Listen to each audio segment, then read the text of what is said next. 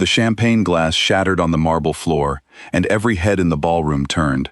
Clara Bennett stood frozen, her cheeks burning, as the golden liquid soaked into the hem of a stranger's expensive gown. She had been at the gala for less than 10 minutes, and had already become the center of attention for all the wrong reasons. "I am so sorry," Clara said quickly, bending down to gather the broken pieces of glass with her bare hands. "Let me get you something for that." The woman in the ruined gown did not even look at her. She simply scoffed, turned on her heel, and walked away, as if Clara were beneath her notice. A ripple of quiet laughter moved through the small crowd that had gathered. Clara felt her face grow hotter. She was used to being looked at differently in rooms like this one. She was used to feeling like she did not belong. But this was worse. This was humiliation, in front of 200 of the city's wealthiest and most dangerous people. She had not wanted to come tonight. Her cousin Megan had begged her for a favor, and Clara, who could never say no to family, had agreed to help serve pastries at the annual Hartwell Charity Gala. The event was famous, or perhaps infamous, for bringing together the city's business elite, its old money families, and, if the whispers were true, some of its most feared crime bosses. Clara ran a small bakery 2 blocks from the harbor. She did not belong in a room like this, surrounded by silk and diamonds and cold, judging eyes. She stood up, her hands trembling slightly, and looked around for a waiter to hand her a napkin. That was when she felt it. A presence beside her, still and quiet, like the air itself had changed. "You handled that better than she deserved," a low voice said. Clara turned and found herself looking up into a pair of dark eyes that seemed to take in everything at once. The man standing beside her wore a black suit that fit him with the kind of precision that only came from someone who never had to think twice about money. He was tall, composed, and utterly still, in a way that made the noise of the party seem to fade around him. Clara did not know who he was, but something in the way the crowd subtly shifted away from him told her that everyone else in the room did. "I broke her glass and ruined her dress," Clara said, forcing a small, awkward laugh. "I don't think there was a good way to handle that." "There wasn't," the man agreed. "But you apologized without groveling, and you didn't shrink away when everyone stared. Most people in this room would have crumbled." Clara blinked, caught off guard by the observation. She was not used to compliments, especially not from strangers, and especially not from a man who looked like he belonged on the cover of a business magazine. She glanced down at her simple black dress, the one she had bought years ago, and had never quite found another excuse to wear, and felt suddenly very aware of how different she looked from every other woman in the room. "I should probably go find my cousin," she said. "I'm not exactly dressed for mingling with the guests. I'm here to help with the desserts." "You made the desserts?" His eyebrows lifted slightly, the first real flicker of interest crossing his face. "I own a bakery," Clara said. "Sweet something, over on Harbor Street. Megan, my cousin. She does the catering for events like this. I offered to help tonight because she was short-staffed."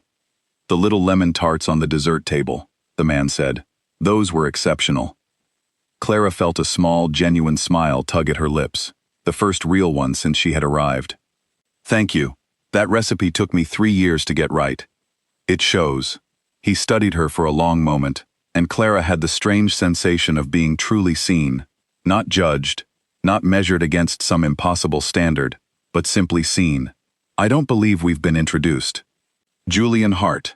The name landed in Clara's mind like a stone dropped into still water. She had heard it before, whispered in the kind of hushed tones people used when they spoke about things they did not fully understand and were a little afraid of. Julian Hart. The name attached to warehouses down by the docks, to certain streets where the police rarely patrolled, to a family that had quietly controlled parts of this city for 3 generations. She had never expected to be standing across from him, having a conversation about lemon tarts. "Clara Bennett," she managed to say. "It's a pleasure, Clara Bennett." Something in the way he said her name made it sound different than when other people said it, more deliberate, as if he wanted to remember it. Before she could respond, a woman appeared at Julian's side, sleek and polished, wearing a deep red gown that seemed to have been poured onto her body. Her smile was sharp, the kind that never quite reached her eyes. "Julian, darling, I've been looking everywhere for you." Her gaze flicked to Clara, sliding over her from head to toe in a single dismissive sweep. "And who is this?" "Clara Bennett," Julian said simply. "She owns a bakery." The woman's smile widened, but it grew colder at the same time. "How charming. Julian, the Callaways are asking for you. Something about the new shipping contracts." She said the word contracts with a strange emphasis, as if it meant something more than business. Julian did not move immediately. He glanced at Clara once more, and for a moment she thought he might say something else, but instead he gave a small nod. "It was a pleasure meeting you, Clara.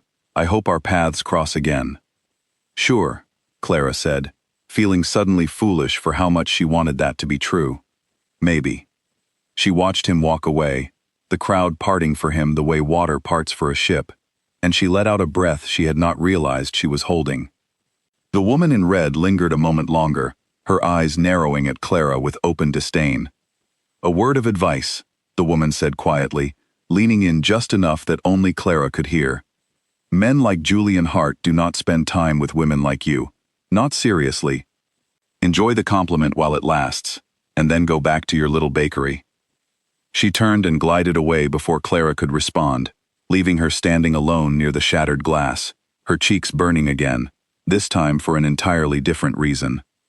Clara pressed her lips together and reminded herself why she was here. Not for compliments from strangers, not for validation from strangers in designer gowns. She was here to help Megan, and that was all.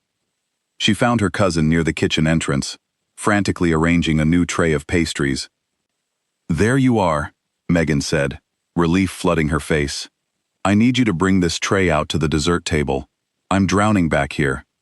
"On it," Clara said, grateful for something to focus on besides the strange, unsettled feeling still sitting in her chest. For the next hour, Clara moved through the ballroom refilling trays, clearing empty plates, and doing her best to remain invisible among the glittering guests.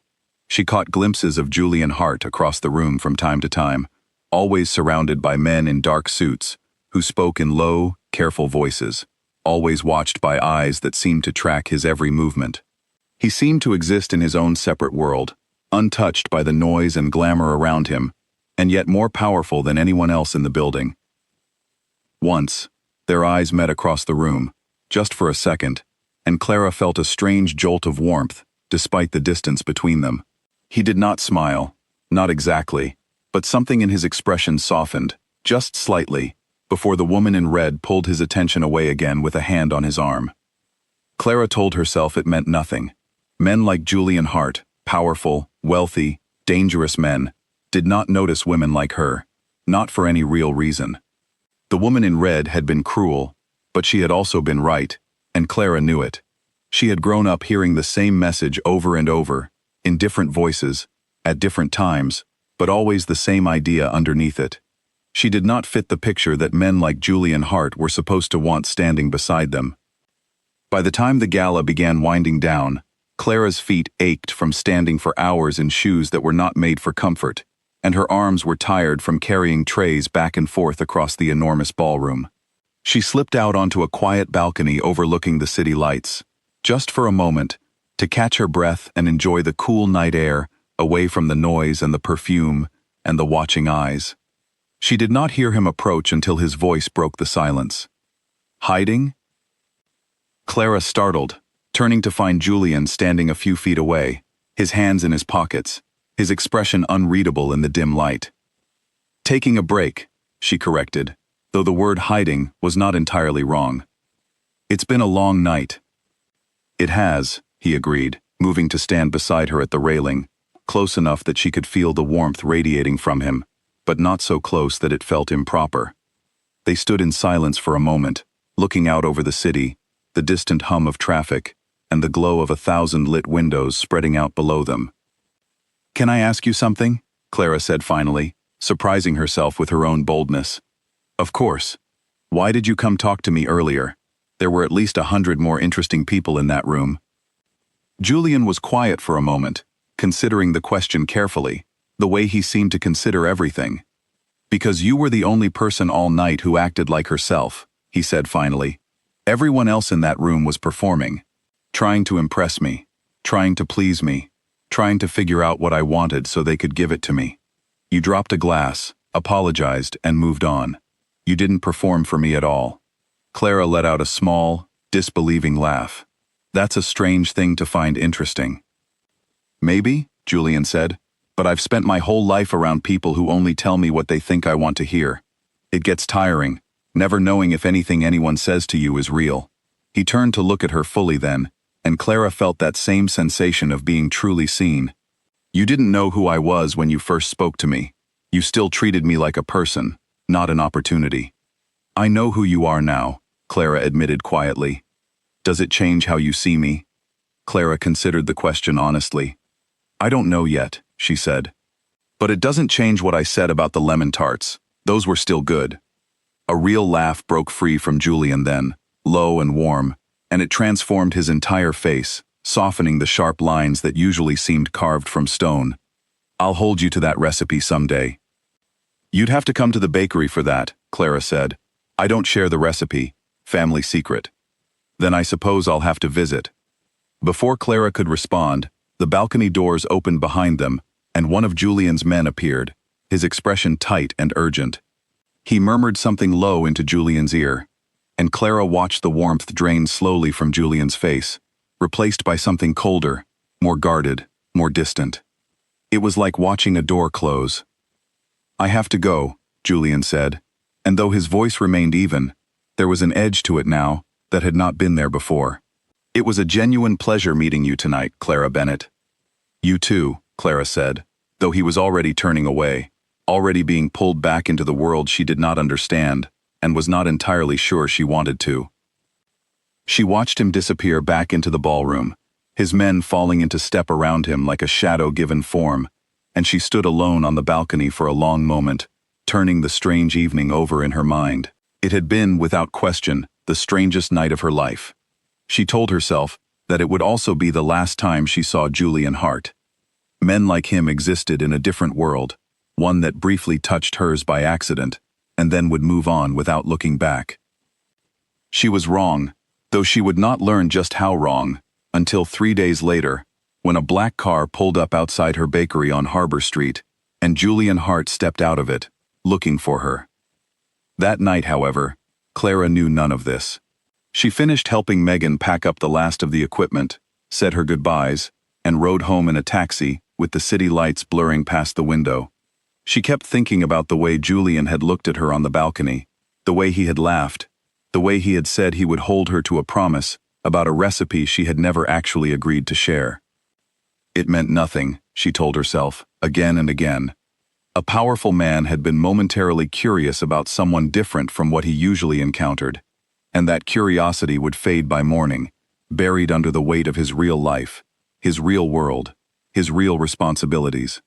Clara had her bakery to open early, flour to measure, dough to knead, a life that was small but entirely her own, and she intended to return to it without another thought of golden-lit ballrooms or dark eyes that seemed to see straight through her. She did not know that somewhere across the city, in a quiet office with the lights turned low, Julian Hart was sitting at his desk, staring at nothing, unable to stop thinking about a woman who had dropped a glass of champagne and refused to be ashamed of it.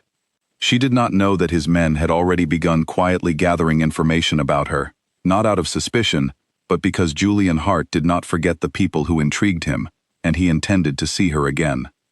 Clara fell asleep that night, thinking it was a story with no second chapter. She could not have been more wrong. The city was already moving pieces into place around her, old rivalries stirring, dangerous eyes turning toward the quiet bakery on Harbor Street, and a man who never did anything without purpose, already deciding that Clara Bennett was about to become very important to him, whether the world approved of it or not.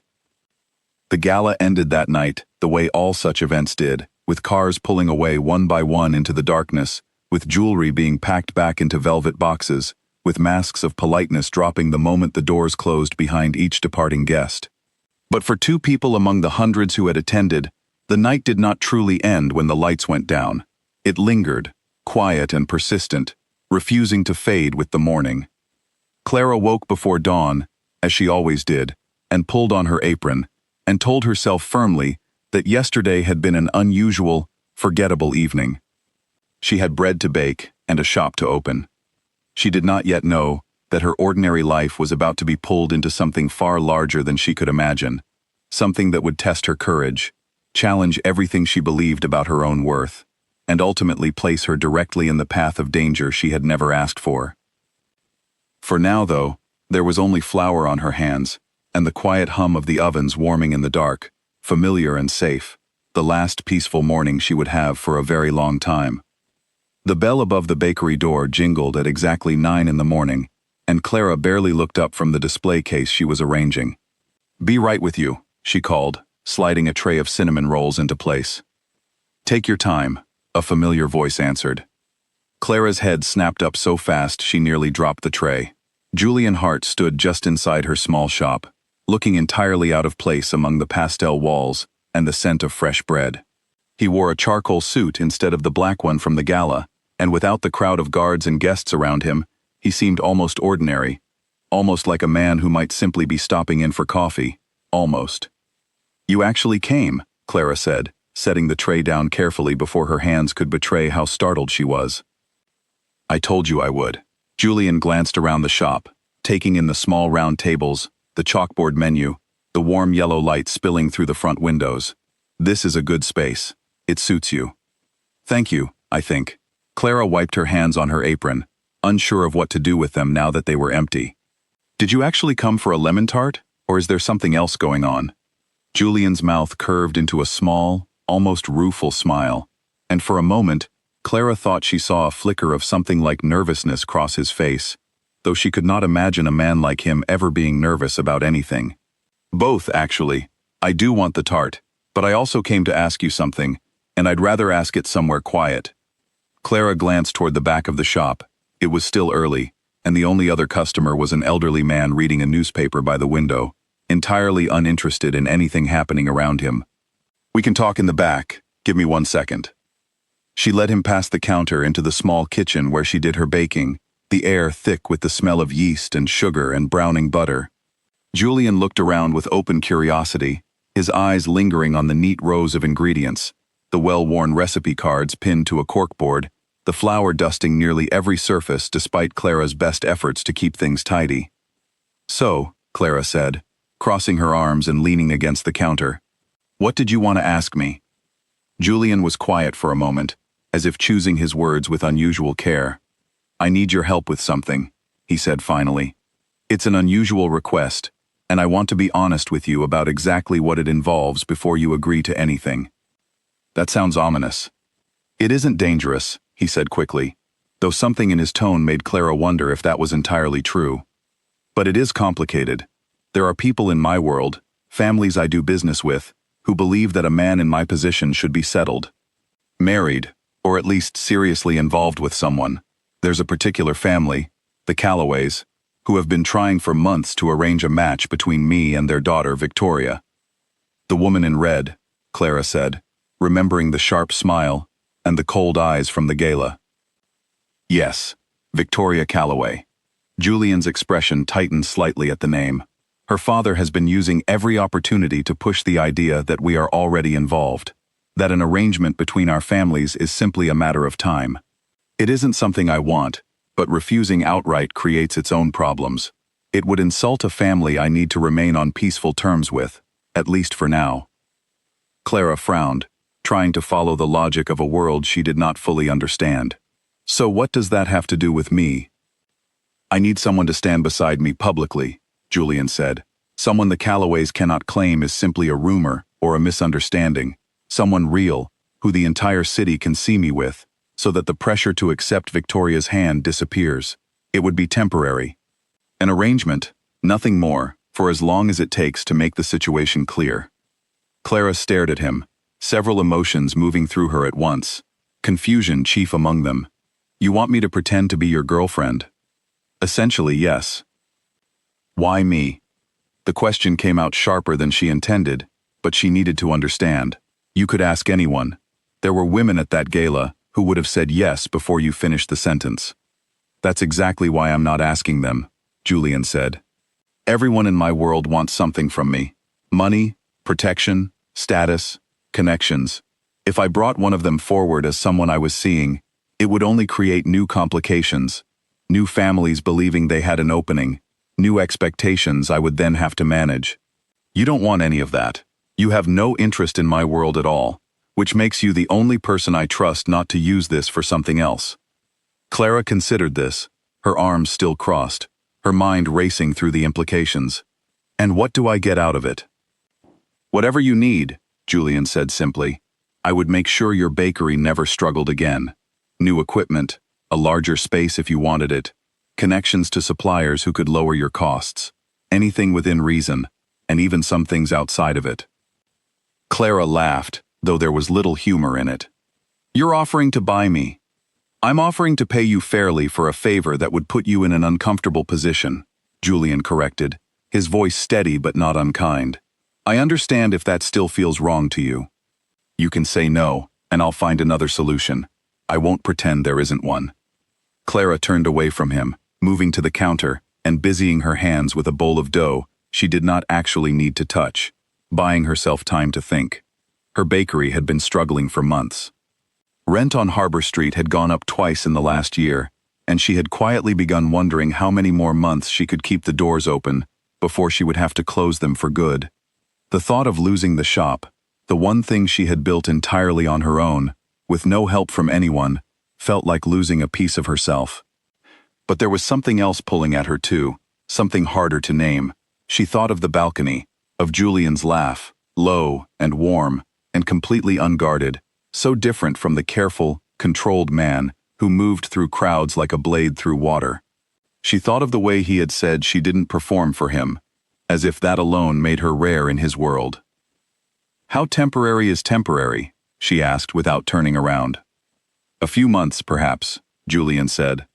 Long enough for the Callaways to understand there's no opening for their daughter.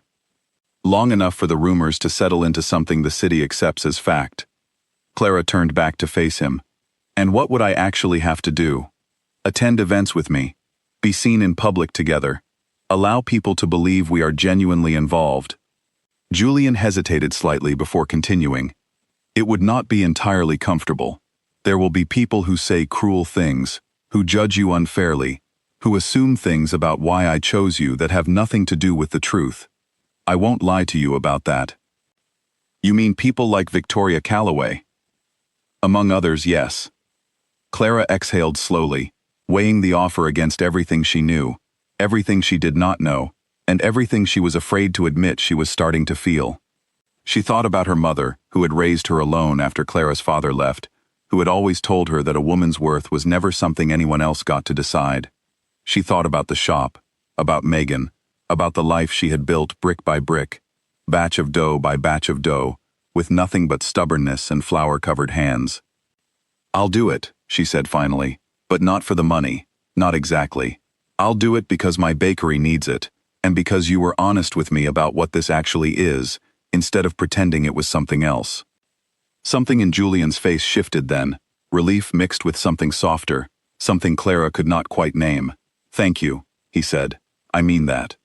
Don't thank me yet, Clara said, managing a small smile despite the nervous flutter in her stomach. You haven't seen what happens when I have to wear a fancy dress in public for months at a time. It might not go as smoothly as you think. Julian's answering smile was real, unguarded, the same one she had seen on the balcony. I think you'll handle it better than you expect. They spent the next hour working out the details, Julian explaining the events she would need to attend, the way his associates and rivals would likely react, the basic history of the families she would encounter, so she would not be caught entirely unprepared. Clara listened carefully, absorbing information about a world so different from her own that it felt almost like learning a foreign language. There were rules here she did not fully understand, unspoken hierarchies, careful alliances built and broken over decades, and somewhere in the middle of it all, she was about to become a visible, deliberate piece on the board. There's one more thing, Julian said as he prepared to leave, pausing at the door of the small kitchen. The Callaways are not people who accept disappointment gracefully. If they believe I have truly moved on, some of them may try to test that, to see if what we have is genuine, or simply a performance. I need you to be prepared for that. Test it how? Clara asked, a small knot of unease forming in her chest. I don't know exactly, Julian admitted, but I would rather you hear the warning now than be surprised by it later. Clara nodded slowly, trying to project more confidence than she actually felt. I can handle a little social cruelty.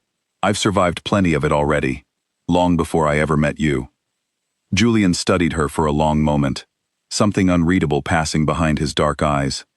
I believe you, he said finally. That's part of why I chose you.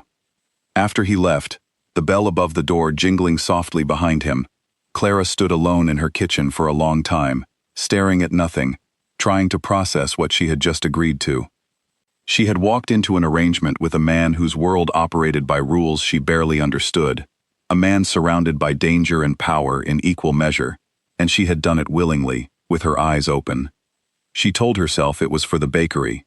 She told herself it was purely practical, a business decision like any other, an exchange of services for security. But as she returned to her work, kneading dough with more force than the recipe strictly required, she could not quite convince herself that the flutter in her chest was only about the money after all. 2 days later, a car arrived to take her to her first official appearance as Julian Hart's companion, a private dinner hosted by one of his business associates. Clara stood in front of her small bedroom mirror, wearing a dress Megan had helped her choose, feeling like an entirely different person than the woman who had spilled champagne on a stranger's gown just 1 week earlier. She did not know yet how much her life was about to change, how deeply she would come to care for the man she had agreed to stand beside, or how dangerous the world she was stepping into would eventually become. She only knew that when the car pulled up outside her building and Julian stepped out to open the door for her himself, something in his expression made her nervousness ease, just slightly, replaced by a small, steady flicker of something that felt almost like hope. The dinner party was held in a private dining room at one of the city's most exclusive restaurants, the kind of place Clara had walked past 100 times without ever considering going inside. Crystal chandeliers hung low over a long table set with more forks and glasses than Clara knew what to do with, and the guests who filled the room carried themselves with the same practiced confidence she remembered from the gala. She felt the familiar tightening in her chest the moment she stepped through the door, the sensation of being measured and found lacking before anyone had even spoken a word to her.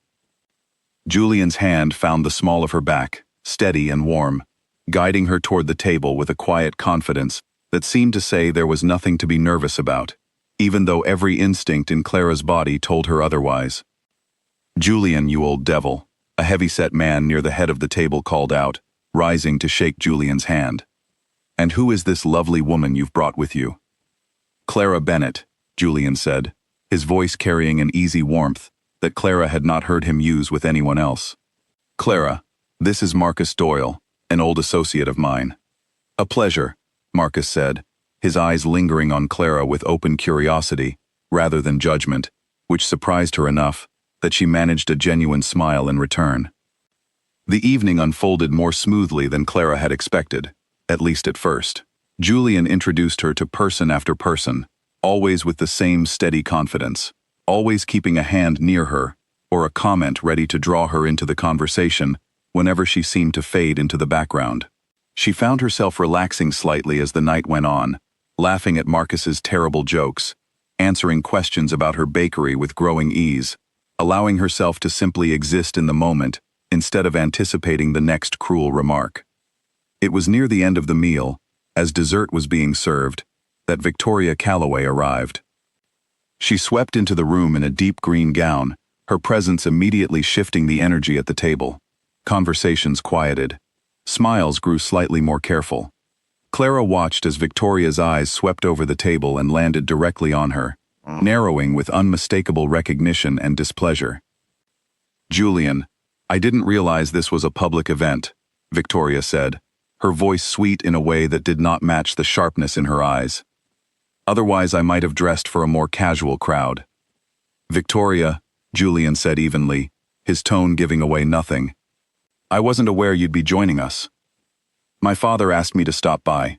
Victoria's gaze flicked to Clara again, lingering this time, taking in every detail of her appearance with obvious calculation. "And who is this?" "Clara Bennett," Julian said. "She's with me." The words settled over the table like a stone dropped into still water. Victoria's smile did not waver, but something behind her eyes hardened, calculating and cold. She took the empty seat across from Clara without waiting to be invited, folding her hands neatly on the table. "How interesting," Victoria said. "I remember you from the gala. You dropped a glass on Diane's dress, didn't you? I heard about that." "I did," Clara said, refusing to let her voice waver. "It was an accident. I apologized." "Of course." Victoria's smile widened, sharp and glittering. "Accidents happen, though I have to admit, I'm curious what brought you two together. You do seem like such an unusual match, Julian. She's lovely, of course, but your world is particular. It takes a certain kind of person to belong in it." The implication hung heavy in the air, unmistakable despite the polite phrasing. Clara felt heat rise in her cheeks, the old familiar shame threatening to surface, the instinct to shrink and apologize for simply existing in a space someone else had decided she didn't deserve. But before she could respond, Julian's hand settled over hers on the table, warm and deliberate, and when he spoke, his voice carried an edge Clara had not heard from him before. "Clara belongs wherever I ask her to be," he said, his eyes never leaving Victoria's face. "And I would be careful about suggesting otherwise at my table." The room fell silent.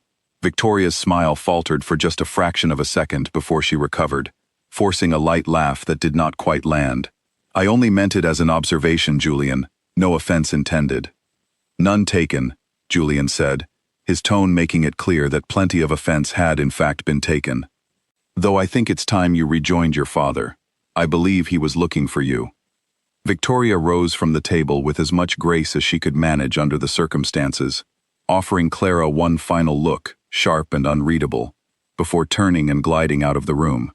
The conversation slowly resumed around them, though Clara could feel curious glances still drifting her way, could feel the weight of everything that had just happened settling into her chest.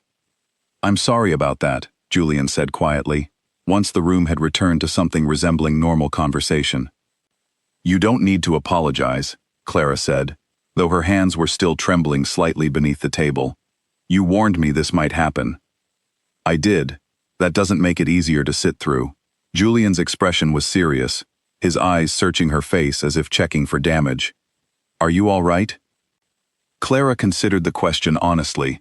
She had spent years absorbing comments like Victoria's, learning to let them slide off her skin without leaving marks. But there was something different about hearing them here, in this world, from someone who had the power to make her life difficult, simply by deciding she did not belong. "I'm all right," Clara said finally, and found that she mostly meant it. "I've had worse said to me by people with a lot less to lose than she does." Something like admiration flickered across Julian's face. "You handle this better than most people would." "I've had practice," Clara said simply.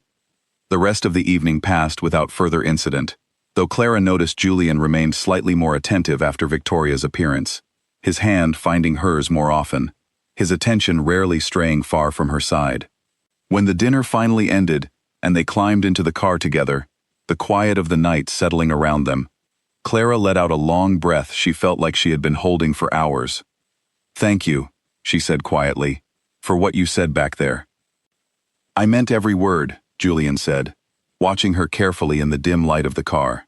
"I know this arrangement asks a lot of you. I don't want you to think I take that lightly." "I didn't think that," Clara said, and realized as she said it, that it was true. Somewhere over the course of the evening, despite everything, she had stopped seeing Julian Hart as simply a means to save her bakery, and had started seeing him as something else entirely, though she was not yet ready to name what that something else might be. Over the following weeks, the pattern repeated itself in various forms: dinners, charity functions, a gallery opening, each event bringing its own collection of curious stares and quiet judgments, and each time, Julian remained steady at her side, correcting anyone who dared to suggest she did not belong there. Clara began to notice small things she had not expected: the way his associates, initially skeptical, gradually warmed to her once they saw how Julian treated her with genuine respect; the way Nathan, Julian's quiet, watchful right hand, began greeting her with something like real warmth, instead of professional distance; the way, slowly, she stopped feeling like an outsider pretending to belong, and started feeling like she actually did. It was on a quiet Tuesday evening, several weeks into their arrangement, that everything shifted just slightly. Clara had closed the bakery for the night and was cleaning up the kitchen when she heard the familiar jingle of the front bell. She looked up, expecting Megan, and found Julian standing in the doorway instead, out of his usual tailored suit, wearing simple dark clothes that made him look, for the first time since she had known him, almost like an ordinary man. "I didn't realize we had an event tonight," Clara said, wiping flour from her hands. "We don't," Julian said. "I just wanted to see you. Is that all right?" Clara's heart gave an unexpected flutter at the simplicity of the request. "Of course. I was just finishing up. Do you want something to eat? I have leftover bread from today, still warm." They sat together at one of the small round tables near the window, sharing warm bread and quiet conversation that had nothing to do with business arrangements or public appearances. Julian told her, hesitantly at first, about his childhood, about a father who had taught him early that trust was a luxury he could not afford, about a life built on careful calculation where genuine connection was rare and dangerous. Clara listened, understanding for the first time the weight Julian carried every day, the loneliness hidden beneath his composed exterior. In turn, she told him about her own life, about her mother's quiet strength, about building the bakery from nothing, after years of being told she would never amount to much. "You never once asked me to change how I look," Clara said at one point, surprising herself with the honesty of the observation. "Everyone in your world seems to expect it, but you never have." Julian looked at her steadily, something soft and sincere in his expression. "Why would I ask you to change the exact thing that made me notice you in the first place?" Clara did not have an answer for that, not one she trusted herself to say out loud, so instead she simply smiled and let the warmth of the moment settle between them, undisturbed by the world outside the bakery's quiet walls.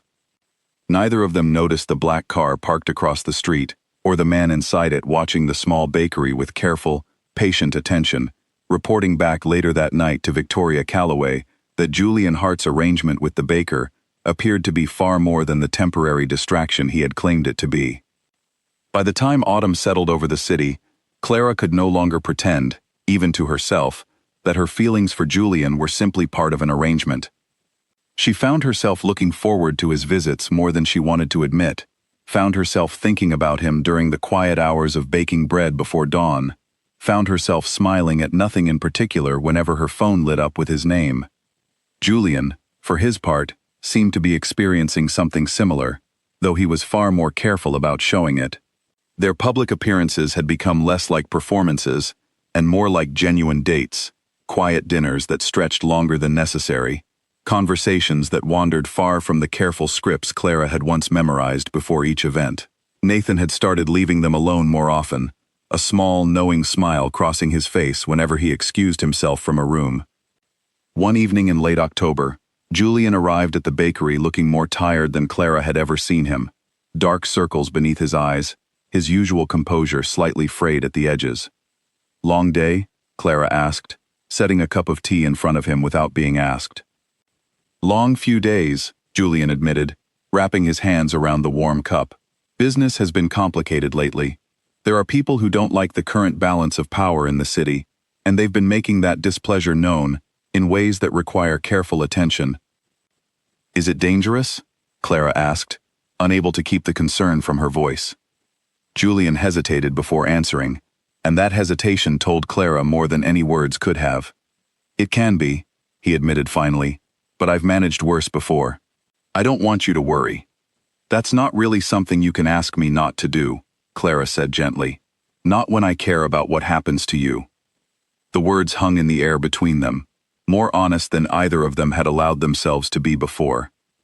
Julian looked up at her, something vulnerable flickering across his usually guarded face. "Clara," he said quietly, "this arrangement between us.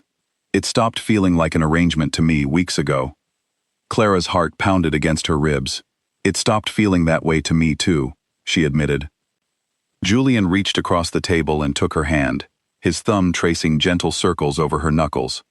"I need you to understand something before this goes any further," he said. "My world is not safe. Being close to me puts you in a position of risk that most people never have to consider. I need you to know that, and I need you to tell me honestly if it's more than you're willing to carry." Clara thought about the question seriously, weighing it against everything she had learned about Julian's world over the past weeks, everything she had witnessed, and everything she had only glimpsed the edges of. She thought about Victoria Calloway's cold eyes, about the careful way Julian's men watched every doorway, about the tension that seemed to hum beneath the surface of every public appearance. "I've spent my whole life being told what I'm not capable of handling," Clara said finally. "People decided a long time ago that I was too much of something, or not enough of something else, and I stopped listening to them a long time ago too. I'm not going to start listening to that voice now, not when it comes from you." Something shifted in Julian's expression, relief and something deeper, something that looked almost like wonder. He rose from his seat, crossing to her side of the table, and for a long moment, they simply looked at each other, the noise of the world outside fading into nothing. The moment was interrupted by the sharp buzz of Julian's phone. He answered it quickly, his expression darkening as he listened to whatever was being said on the other end. "I need to go," he said, already moving toward the door, his earlier softness replaced by a sharp, focused urgency. "Stay here. Lock the doors behind me. I'll call you as soon as I can." "Julian, what's happening?" "I'll explain later," he said, pausing just long enough to press a quick, urgent kiss to her forehead. "Please, just stay safe until I do." He was gone before Clara could ask anything further, the black car pulling away from the curb with a speed that made her stomach twist with worry. She locked the doors as he had asked, and spent the rest of the night pacing the small kitchen, unable to focus on anything, her phone clutched tightly in her hand, waiting for it to ring. It was nearly 2 in the morning when Julian finally called, his voice tight with exhaustion but steady. "I'm all right," he said before she could even ask. "There was an incident tonight. Some trouble with a rival family testing boundaries they shouldn't have tested. It's been handled, but I need to increase security around you for a while, just to be careful." "Around me?" Clara asked, confusion mixing with fear. "Why would anyone want to hurt me?" Julian was quiet for a long moment before answering. "Because you matter to me, Clara, and there are people in my world who understand that the fastest way to hurt someone like me is to threaten the people I care about. I should have thought of this risk sooner. I'm sorry I didn't." Clara sat down heavily at her kitchen table, the weight of his words settling over her slowly. She had known, in an abstract way, that Julian's world carried danger, but hearing it made real and specific, hearing that she herself might now be a target simply because of how much she meant to him, was something else entirely. "What do we do now?" she asked quietly. "I'll have Nathan assign someone to watch the bakery," Julian said, discreetly, "so it doesn't disrupt your business. And I want you to be extra careful about who you let in, especially anyone you don't recognize." "Julian." Clara's voice was steady despite the fear coiling in her stomach. "I'm not going to hide. I've built this place with my own hands, and I'm not going to let fear chase me out of it." "I'm not asking you to hide," Julian said gently. "I'm asking you to be careful. There's a difference." Over the following days, Clara noticed the subtle changes Julian had put in place. A quiet, watchful figure who occasionally sat at a corner table of the bakery, nursing a coffee for hours at a time, never quite blending in, but never causing trouble either. Nathan himself stopped by more frequently, checking in with brief, careful questions about her day, about anyone unusual who might have come by the shop. Clara tried to maintain her normal routine, but an undercurrent of tension had settled beneath the surface of her days, a constant awareness that the peaceful life she had built could be disrupted at any moment by forces entirely beyond her control. She found herself glancing toward the door more often than usual, found herself listening for unfamiliar footsteps outside her apartment window at night. Despite the fear, or perhaps because of it, her relationship with Julian deepened rather than faltered. He visited more often now, staying later into the evenings, sharing pieces of his world with her that he had never revealed to anyone outside his closest circle.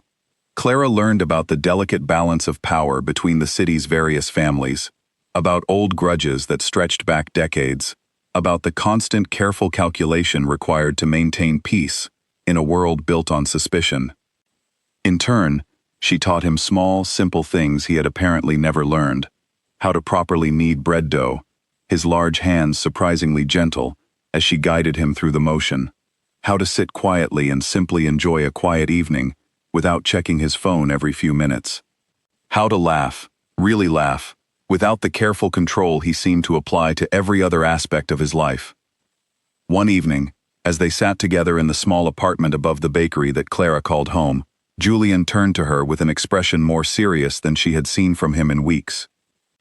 "The Callaways have requested a meeting," he said, "a formal gathering meant to finalize peace terms between our families after the recent trouble.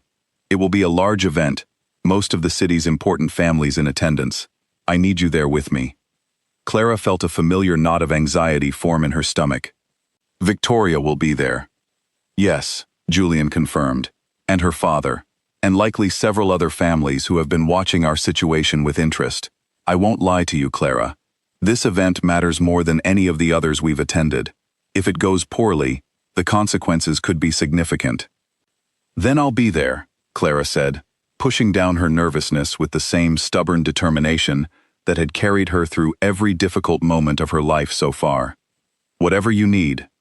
Julian studied her for a long moment, something like pride mixing with the concern in his eyes.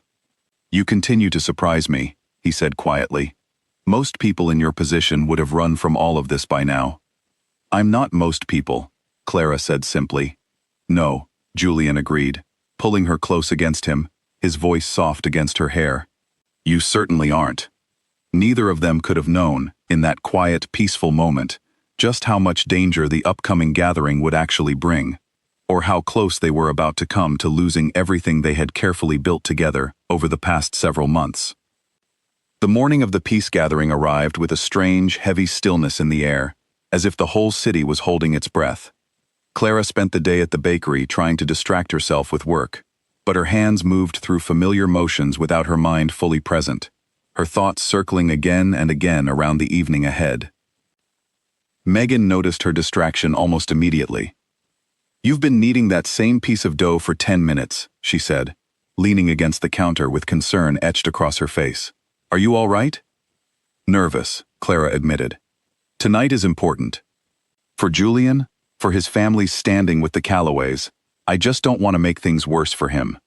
"You could never make things worse," Megan said firmly. "I've seen the way you two are together.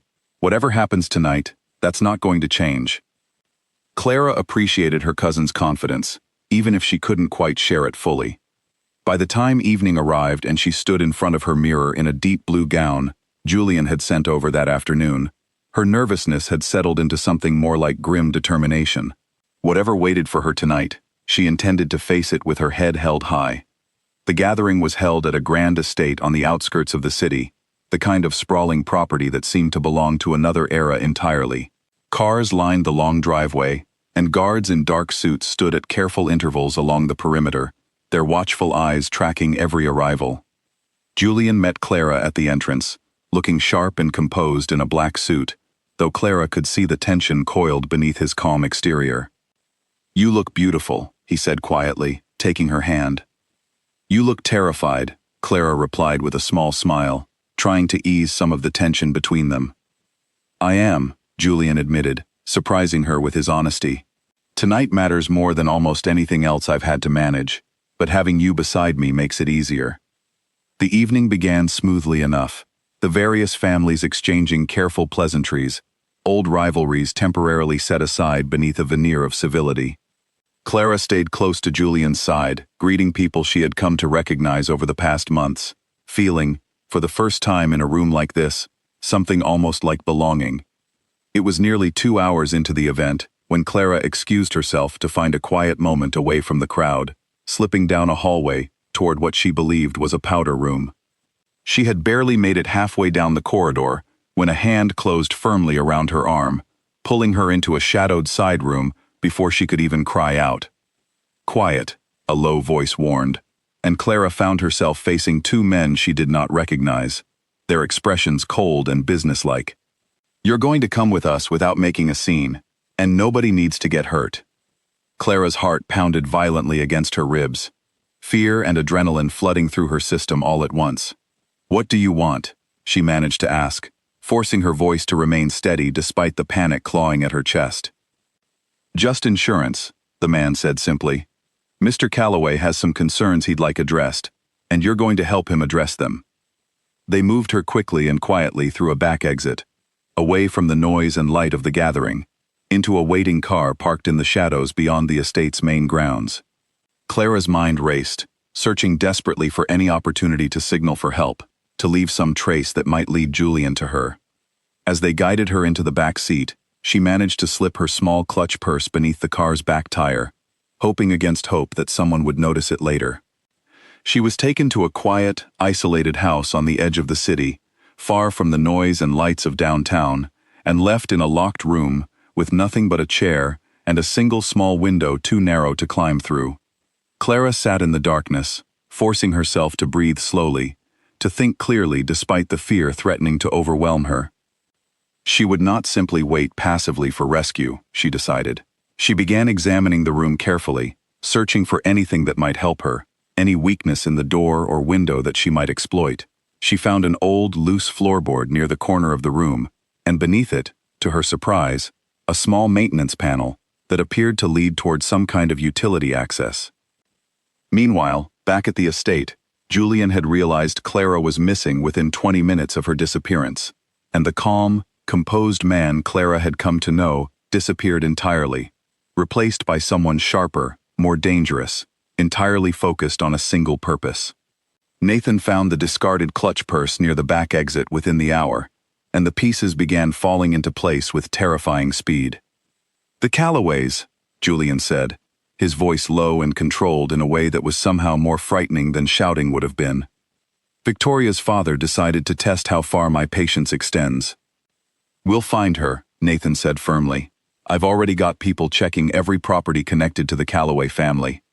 Julian moved through the gathering with cold, controlled purpose, cornering Victoria's father in a quiet corner of the estate, his voice low enough that only a few nearby guests caught the tension crackling beneath his careful words. Whatever was said in that brief, tense exchange, it ended with Calloway's face draining of color and a hurried phone call being placed within minutes. By the time Nathan's team located the isolated house on the edge of the city, nearly 2 hours had passed, each minute stretching into an eternity of fear and controlled fury for Julian. When they finally arrived, they found Clara had already managed to work the loose floorboard free and was in the process of carefully squeezing through the narrow maintenance access, resourceful and determined even in the face of genuine danger. "Clara?" Julian's voice cracked with relief as he found her, pulling her carefully from the narrow passage and into his arms the moment she was clear. "Are you hurt? Did they hurt you?" "I'm fine," Clara said, her voice shaking slightly, despite her best efforts to remain composed. "Scared, but fine. I was trying to find my own way out." Julian held her close for a long moment, his usual careful composure entirely abandoned, his relief palpable in the way his hands trembled slightly against her back. "I should never have let this happen," he said quietly. "I should have protected you better." "This isn't your fault," Clara said firmly, pulling back just enough to look him directly in the eyes. "You didn't do this. Someone else made this choice, and that responsibility belongs to them, not you." The men responsible for Clara's disappearance were quickly identified, and the consequences that followed sent an unmistakable message throughout the city. Julian made it publicly and unambiguously clear, in careful, measured words that carried far more weight than any shouted threat could have, that anyone who threatened Clara's safety would be treating it as a direct and personal offense against him, one he would not tolerate under any circumstances. The Calloway family, humiliated and exposed, quietly withdrew from any further attempts to interfere in Julian's affairs. Their influence within the city's careful balance of power diminished significantly by their reckless actions. Victoria herself disappeared from the social circles Clara had once found so intimidating, her father's miscalculation costing the family dearly in both reputation and standing. In the days that followed, Clara found herself surrounded by a level of care and protection she had never experienced before. Julian rarely leaving her side, Nathan checking in constantly, even Megan insisting on staying over at Clara's apartment for several nights, just to be certain she felt safe. Clara appreciated the concern, But more than anything, she found herself grateful for the clarity the frightening experience had brought her. She had been tested, quite literally, and had not broken. She had faced genuine danger, and found within herself a strength she had not fully known she possessed. And more than that, she had watched Julian's world through a lens she had never expected to see, watched as a man capable of genuine ruthlessness had turned every ounce of that capability toward protecting her, without hesitation, without calculation, purely out of love. "I need to ask you something," Julian said one quiet evening, several days after the incident, as they sat together in the small apartment above the bakery, the city lights glowing softly through the window behind them. "Anything?" Clara said. Julian took a deep breath, and for the first time since she had known him, Clara saw genuine vulnerability written openly across his features. No careful mask, no practiced composure, just an honest man asking an honest question. "This started as an arrangement," he said. "A favor, a business transaction, nothing more. But somewhere along the way, it stopped being that for me entirely. I need to know if it stopped being that for you too, or if I've simply been fooling myself these past months." Clara reached out and took his hand, holding it gently between both of hers. "It stopped being an arrangement for me a long time ago, Julian. I think it stopped being one the very first night you showed up at my bakery just to see me. No event, no excuse, just because you wanted to be there. Relief and something deeper, something that looked remarkably like joy, spread across Julian's face. Then I think it's time the entire city understood exactly what you actually mean to me," he said. "No more pretending, no more arrangement, just the truth." Clara smiled, leaning into him, feeling more certain of her place in his life, and in the world he inhabited, than she had ever felt before. Whatever challenges remained ahead of them, she knew now, with absolute certainty, that she would face them standing firmly beside him, not because of an arrangement, but because she genuinely wanted to be there. 6 weeks later, an invitation arrived at the bakery, on thick cream paper, sealed with careful, elegant handwriting. The annual Hartwell Charity Gala, the very same event where Clara and Julian had first met, was returning for its yearly gathering, and this time, Julian had specifically requested that Clara attend, not as a quiet companion, trying to blend into the background, but as his acknowledged partner, fully and publicly. "Are you ready for this?" Megan asked, helping Clara into a stunning emerald gown on the evening of the event, one that had been carefully tailored to fit Clara perfectly, celebrating rather than hiding the body she had spent years learning to be proud of. "I think I am," Clara said, studying her reflection in the mirror. The woman looking back at her seemed different from the nervous, uncertain person who had attended this same event months earlier, spilling champagne and shrinking beneath judgmental stares. This Clara stood taller, steadier, more certain of exactly who she was and where she belonged. "You look incredible," Megan said, squeezing her hand. "Whatever happens tonight, remember that." The ballroom looked much the same as it had months before. Crystal chandeliers, casting warm golden light across a sea of elegant guests, the air thick with expensive perfume and quiet conversation. But everything felt different to Clara this time. She walked in on Julian's arm, her head held high, and instead of the whispers and judgmental glances she remembered from before, she found curious eyes following them with something closer to respect. "There she is," Julian murmured, his voice warm against her ear. "The woman who dropped a glass of champagne and refused to apologize for existing." "I did apologize, actually," Clara reminded him with a small smile. "You apologized for the glass," Julian corrected. "Never for yourself. That's what caught my attention that night, and it's what has kept it every day since."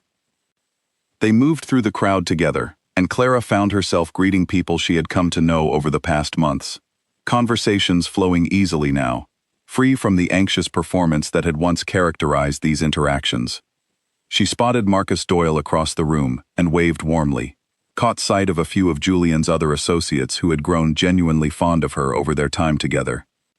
It was near the middle of the evening, as a hush began to fall over the crowd in anticipation of the traditional speeches that marked the gala's centerpiece, that Julian gently guided Clara toward the small raised platform at the front of the ballroom, where the event's host typically addressed the assembled guests. "Julian, what are you doing?" Clara whispered, sudden nervousness fluttering through her chest, as she realized every eye in the room was beginning to turn toward them. "Something I should have done months ago," Julian said quietly, before stepping forward to address the crowd, his voice carrying clearly across the now silent ballroom. "Many of you know me as a careful man," Julian began, his eyes sweeping across the assembled guests before settling back on Clara. "A man who calculates every decision, who rarely acts without weighing every possible outcome first. But there is one decision I made months ago in this very room that I did not calculate at all. I simply knew, the moment I met her, that she was different from anyone I had encountered before." Clara felt her cheeks warm, aware of every eye in the room now fixed on her. But for the first time in a room like this, she did not feel the urge to shrink away from the attention. She stood tall instead, meeting Julian's gaze with steady confidence. "There were people in this city," Julian continued, his voice hardening slightly with an edge of quiet conviction, "who believed Clara did not belong beside me, who judged her by appearances instead of character, who assumed that a woman who looked different from what they expected could not possibly be worthy of standing where she stands tonight. I want to make something absolutely clear, to every person in this room, and every person who has ever whispered otherwise." He turned fully toward Clara now, taking her hand in his expression open and sincere, in a way Clara had rarely seen him display so publicly. "If anyone here is worthy of standing beside me," Julian said, his voice ringing with quiet, unmistakable conviction, "it is her. Not despite anything about who she is, but entirely because of it.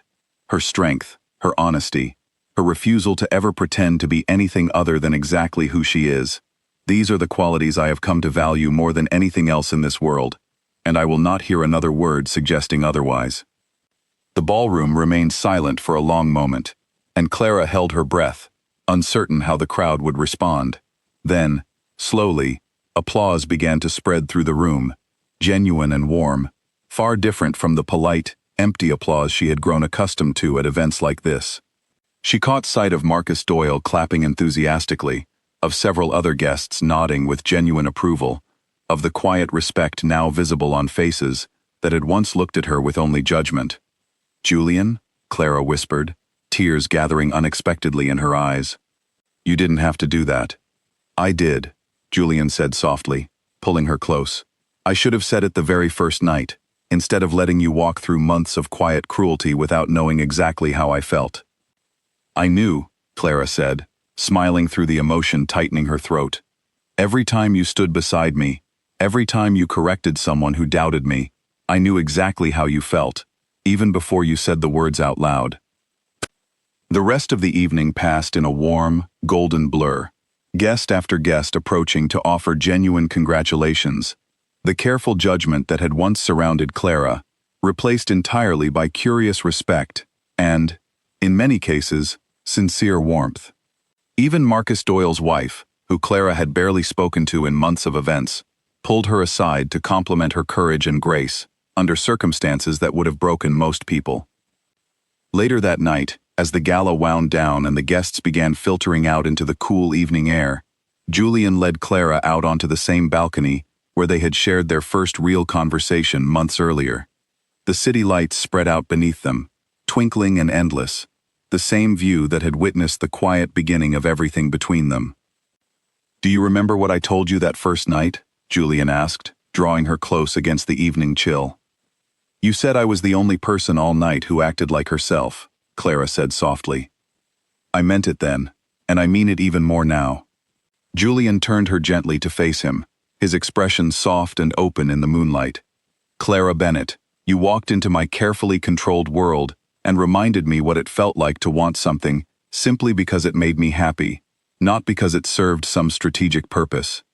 You faced danger for me, endured cruelty for me, and never once asked me to become someone I wasn't in return. I don't want an arrangement anymore. I don't want a temporary solution to a political problem.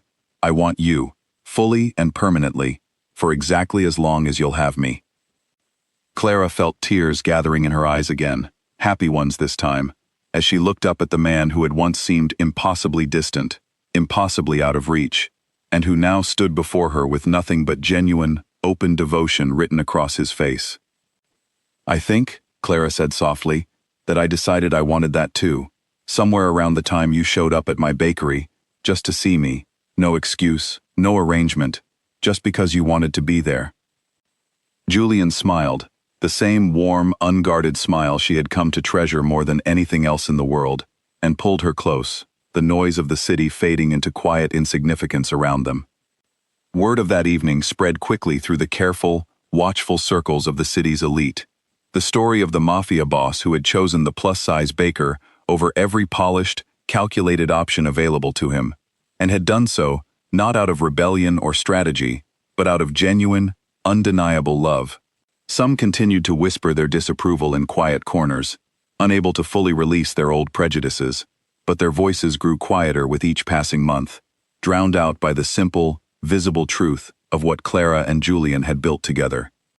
Clara's bakery flourished in the months that followed, no longer struggling to make rent, no longer teetering on the edge of closure, but thriving as word spread of the remarkable woman who had captured the heart of one of the city's most powerful and guarded men. She never changed who she was to fit into his world.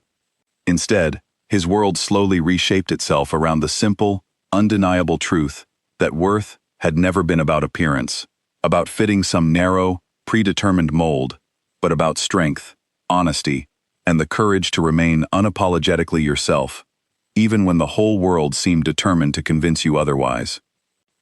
And every year, on the anniversary of that first gala, Julian would arrive at the bakery early in the morning, long before opening hours, simply to share a warm loaf of bread with the woman who had taught him that the most powerful thing in his carefully calculated world had never been strategy or strength or fear. It had always, simply, been love.